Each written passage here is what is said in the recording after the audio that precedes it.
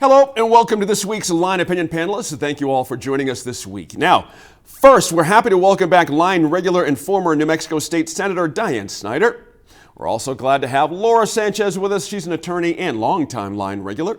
Thanks for being here, Laura. And a warm welcome back to Steve Terrell, retired Capitol reporter for the Santa Fe New Mexican, of course. It's great to have you all with us. As you might imagine, there's quite a bit stuffed into this $8.5 billion budget for the fiscal year 2023. But it's what's not included that's causing some controversy in Santa Fe. Democrats in the State House and Senate say they're still considering a plan to override the governor's veto of a $50 million she says circumvented the budget process. Some of that money would go towards initiatives like senior center programs, children's behavioral health services, and increased court staffing. Now, Senator Snyder, you've been involved in budget negotiations in the past, a lot of them. First, what do you make of the governor's veto decision? What's your first thought here when you saw that veto? I thought it was a mistake, that it was silly to do, particularly if you do a little research. This is what we call House Bill 2 Junior. It's things that, and what the process somewhat is loosely described is there's X amount of dollars that the House is given and X amount of dollars the Senate is given, and each legislator is then given some amount to give and spend as they choose. It is vetted overall by the House Appropriations and Senate Finance, but legislators get to decide where that money goes. And they have recurring monies and non-recurring monies. And so this is the bill that was vetoed. There were some line item vetoes in the budget, regular budget, House Bill 2, but she just flat out vetoed all of House Bill Junior, the budget Junior bill. And if you look back, there's only been one other time when a governor's veto, when they resulted in an extraordinary session called by the legislators themselves. And I'm happy to say I was a part of that historic moment. It was back when it was either my first or second session, I can't remember exactly, but Governor Johnson vetoed the entire budget. Well, you can't, our Constitution requires us to have a budget. Right. So we had to do something. And his demands were, we thought as legislators, were somewhat unconventional and not necessary. So we called ourselves into session and processed and created a budget, and everything went well according to starting on July 1 of that fiscal year. So I just felt like, one other quick thing, a lot of times in the Albuquerque area or major metropolitan areas, it's not as well known which legislator gives you the money for your senior center or for a road or things like that. But in the rural areas, they consider that very, very important because everybody knows them and they know who, and they run for re-election on what they've given. Not so much in Albuquerque particularly. So it's very important to rural areas. And that's why you're seeing a lot of crossover, both Democrats and Republicans advocating or standing ready to do an extraordinary session. Steve, so I'm watching eagerly. It's a fascinating moment, Steve Terrell, that, I very much appreciate what Senator just set up for us. But we got a lot of Democrats who are out there threatening this extraordinary session, one called by the legislature, of course. Possible? Where does it sit right now in your view, Steve? Every day I read something and it seems like it changes day to day. Right. I read a Monahan blog post earlier this week that said probably it's not going to happen extraordinary.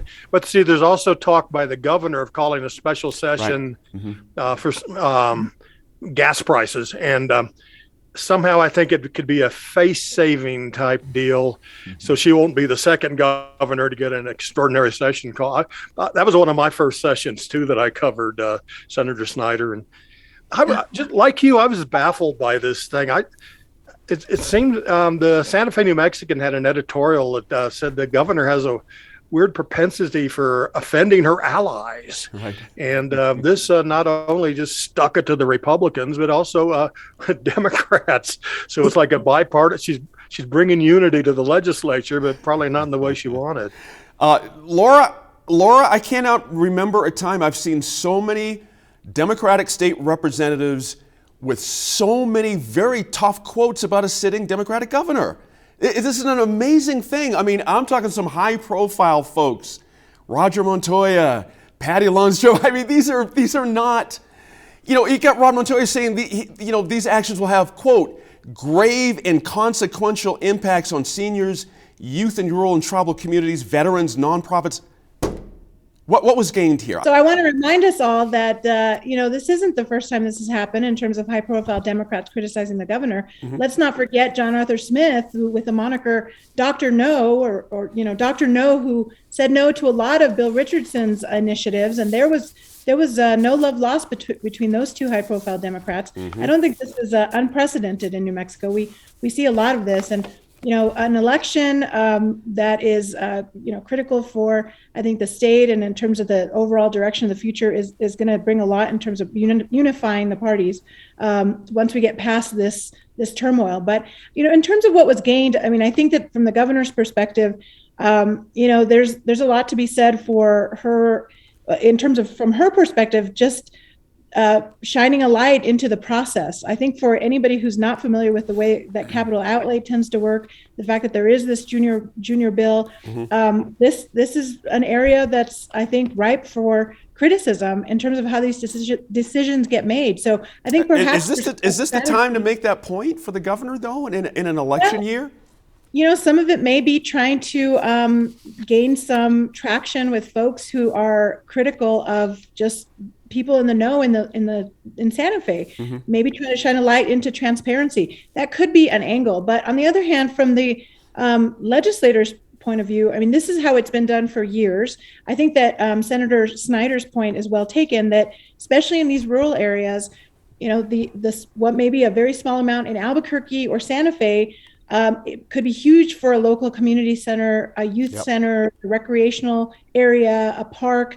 These are things that are really, really important for some of these rural communities. And so I think it's going to ultimately end up being very difficult for the governor to just sort of stay on this track. There's going to have to be a compromise made on all sides mm-hmm. to figure out how to get past this impasse.